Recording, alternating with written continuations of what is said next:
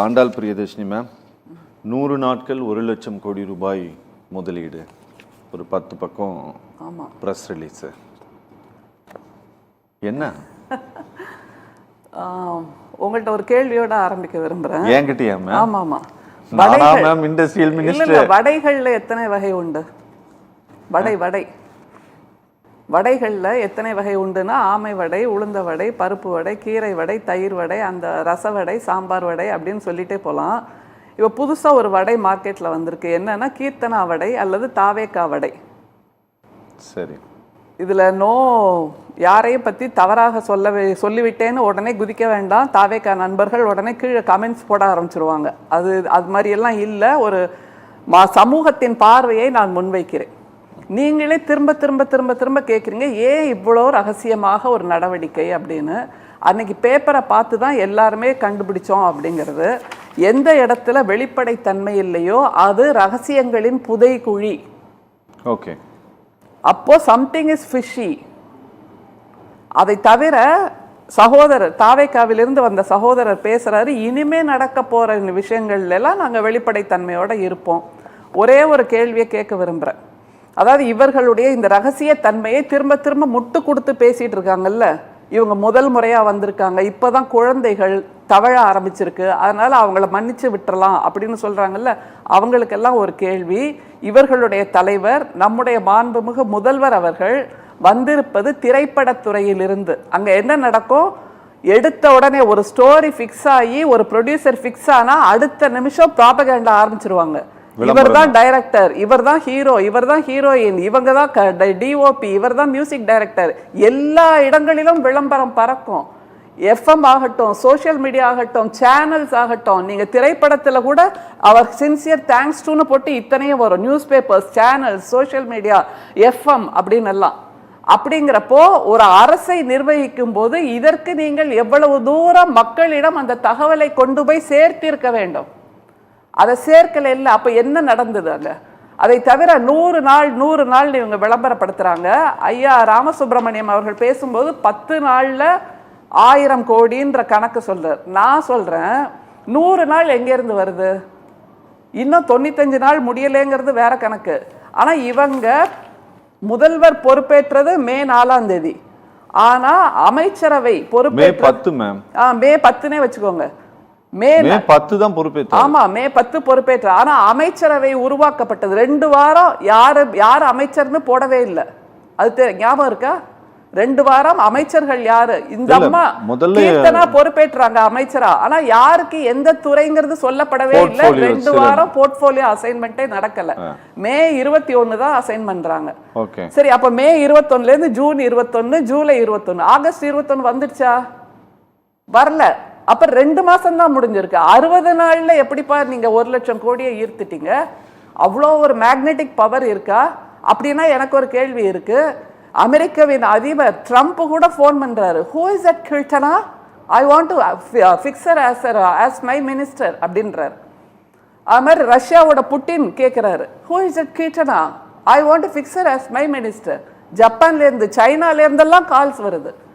அந்த அளவுக்கு இவர்கள் சிரிப்பாக சிரிக்க வைத்துக் கொண்டிருக்கிறார்கள் தமிழ்நாட்டை. எங்களுடைய தலைவர் திமுகவின் முந்தைய ஆட்சியில் உருவாக்கிய திட்டங்கள், அந்த குழந்தைகளுக்கு தாவேக அரசு தன்னுடைய குழந்தை என்று பெயர் சூட்டிக் கொள்கிறது. இது எவ்வளவு பெரிய அவமானம்! அதை வெளிப்படையா சொல்லுங்களேன். நாங்க மறுக்கல.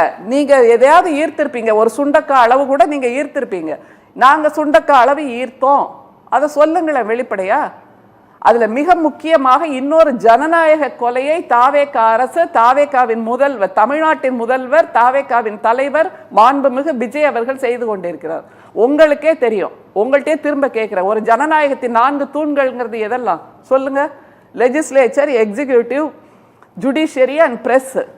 5வது தூண்கிறது சிவிக்ஸ் அண்ட் சிட்டிசன்ஸ். அப்ப நீங்க அந்த பிரஸ்ஸையும் சிவிக்கையும் சிட்டிசன்ஸையும் இல்லாமல் ஆக்குகிறீர்கள் ஒரு இடத்தில்னா இது சர்வாதிகாரமா இல்லையா?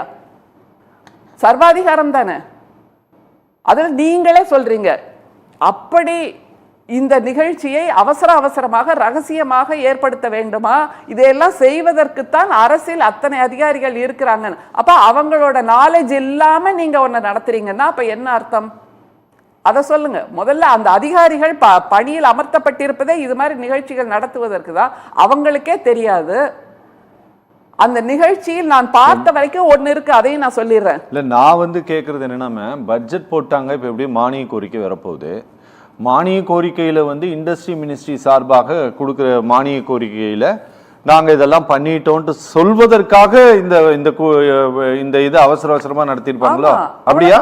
அதேதான், அவசரமா ஒரு பூமராங் பண்ணி அல்லது பொம்பாஸ்டிக்கா பிக் வேர்ட்ஸா ஒரு அறிக்கையை சொல்லணும் அந்த அம்மா அப்படிங்கிறப்போ அதை சொல்லியிருக்காங்க. அதை தவிர இன்னொன்னு சொன்னாரு, என்னது விதைத்திருக்கிறோம், அது முளைக்கிறதுக்கு முன்னாடி நாங்க சொல்ல விரும்பல. நோண்டி கெடுத்துறாதீங்க. ஏன்பா, தமிழ்நாடு 6வது இடத்துல இருந்தது எங்களுடைய தலைவரின் ஆட்சியில். இந்தியாவிலேயே தொழில் முன்னேற்றத்தில் 6வது இடம். இப்ப எந்த இடத்துல இருக்கு? அந்த 5 மாநிலங்களில் முதல்வர்கள் மாறினார்கள் இல்லையா, அதுல தமிழ்நாடு 17வது இடத்துக்கு வந்தாச்சு. சரிவு வந்தாச்சு ஏற்கனவே. இந்த மாதிரி ரகசியத்தன்மை இருக்குமானால் அங்கே எப்படி வெற்றி கிடைக்கும்? வெற்றி மாநாடுன்னு பேரை வச்சுக்கிட்டாலும் அது தோல்விதான். அன்னபூரணின்னு பேர் வச்சாலும் அவங்கள்ட்ட அவ்வளோ செல்வம் இல்லாமல் இருக்கின்ற நிலையை நம்ம பார்க்குறோம்ல. அதே மாதிரி வெற்றி மாநாடு என்பது தோல்வி மாநாடு. அதை தவிர இன்னொன்னு சொல்ல விரும்புகிறேன், அந்த மாநாட்டில் நான் பார்த்த வரைக்கும் 1 லட்சம் ரூபாய் முதலீடு செய்யக்கூடிய கம்பெனி இருக்கு, வலசரவாக்கத்தில் இருக்கு. அவங்க கோ எக்ஸிஸ்டிங் ஸ்பேஸில் 2 கம்பெனி ஒரே அப்பார்ட்மெண்ட்ல வேலை பண்ணிட்டு இருக்காங்க. அவங்க 10,000 கோடி முதலீடு செய்வாங்களாம்.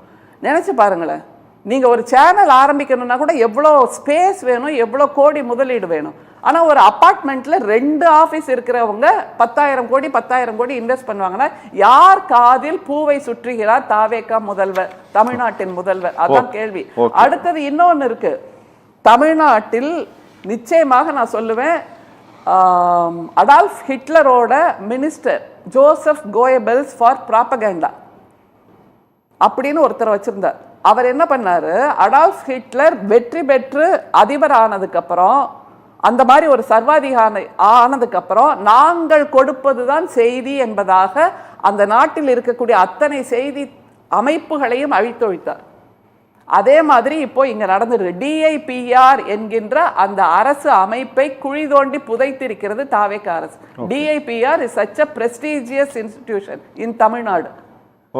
மக்களுக்கும் அரசுக்குமான பாலமாக இருப்பது, அதை முற்றிலுமாக அழித்து நொறுக்கி இருக்கிறார். எனவே வெற்றி மாநாடு என்று சொல்லி நடத்துகிறார். ஆனால் இதே வெற்றி மாநாடு என்ற பெயரை நான் இன்னொன்றுக்கும் சூட்ட விரும்புகிறேன், வெற்றி கோயம்புத்தூர் மாணவர் கொலை, அது மாதிரி வெற்றி ஓய்வூதிய நிதி நிறுத்தம் அப்படின்னு புதுசா பேரை மாத்த சொல்லுங்க. ஓகே மேடம், நான் வந்து சொன்னதுல தவறா புரிஞ்சுக்க கூடாது. முதல்ல அதை நான் சகோதரருக்கு சொல்ல விரும்புறேன். அதை தாண்டி கட்சி சார்பு இருப்பதனாலேயே நாங்கள் பேசவில்லை, பொதுமக்களின் குரலாகத்தான் நாங்களும் ஒலிக்கிறோங்கிறத முதல்ல தெளிவுபடுத்தணும்.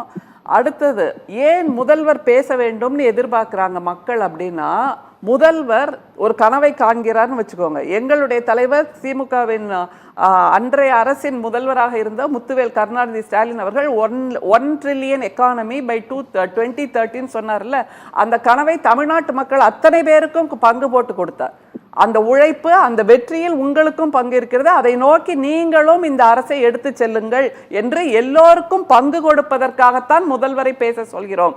இது அவரோட தனிப்பட்ட கனவு இல்ல, விஜயோட தனிப்பட்ட கனவு இல்ல. அதனால தமிழ்நாட்டு மக்கள் அத்தனை பேரும் உழைத்தால் தான் அந்த கனவை நோக்கி நகர முடியும்ங்கிறத புரிய வைக்கணும் முதல்ல தாவேகா சகோதரருக்கு. அதனால நாங்க சொல்வதில் உள்ள தவறுகள் என்ன, எதை நீங்கள் பெற்றுக்கொள்ளலாம், எதை நீங்கள் கற்றுக்கொள்ளலாம்ங்கிறத முதல்ல புரிஞ்சுக்க சொல்லுங்க. உடனே வார்த்தைக்கு வார்த்தை விளையாடணும்னா நானும் இப்ப பேச ஆரம்பிக்கலாம் திரும்பவும்.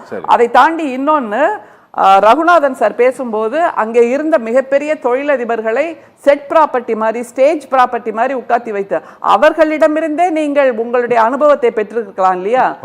அதை தவிர அங்க 2 நிமிஷம் பேசினதையே அவர் முதல்வர் காது கொடுத்து கேட்டார்ன்ற புலகாங்கிதம் வந்துடுச்சு.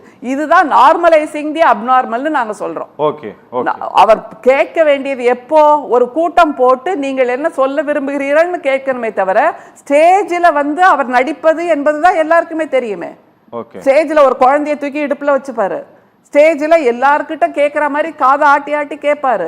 அதுதான் அப்நார்மல். பட் அதைத்தான் அவர் நார்மலாக பண்ணுகிறார். இப்ப எது அடிபட்டு போச்சு, ரகுநாதன் போன்ற மிகவும் அனுபவம் வாய்ந்தவர்கள் கூட என்ன சொல்றாங்க, அது பெருசா இருக்கு, அப்போ ஹி இஸ் ஓபன் டு கமெண்ட்ஸ்னு அப்படி புரிஞ்சுக்கிட்டார் பாடி லாங்குவேஜ். இல்லை, he is not open to comments. எனக்கு இப்போ என்ன தெரியுமா கவலையா இருக்கு, நாளைக்கு சுதந்திர தினம். பொதுவா வெள்ளிக்கிழமையை தாண்டி சனி ஞாயிறுனா முதல்வரை நம்ம பார்க்கவே முடியாது. நாளைக்கு சுதந்திர தினத்துக்கு கொடியேற்ற அவர் வருவாராங்கிறது மிகப்பெரிய கேள்வியா இருக்கு. அதெல்லாம் நீங்க ஒண்ணு இல்ல சந்தேகப்படுறேன்னு இல்ல, இது நாள் வரைக்கும் அவர் செய்து வைத்த அப்நார்மாலிட்டி அதுதான். நீங்க அதை ஒத்துக்கோங்க. இது நாள் வரைக்கும் ஏதாவது ஒரு சனிக்கிழமை அவர் வெளியில வந்திருக்காரா? இல்ல, அது அப்நார்மல். அதையே நாம் எல்லாம் ஏற்றுக்கொள்வதை போல் வைக்கிறார் என்றால் கேள்வி கேட்போம். ஓகே ஓகே மேடம், ரொம்ப நன்றி. சரி, நேயர்கள் மற்றும் நிர்வாகம் சார்பாக நிகழ்ச்சியில் பங்கேற்று பேசிய அனைவருக்கும் நன்றி.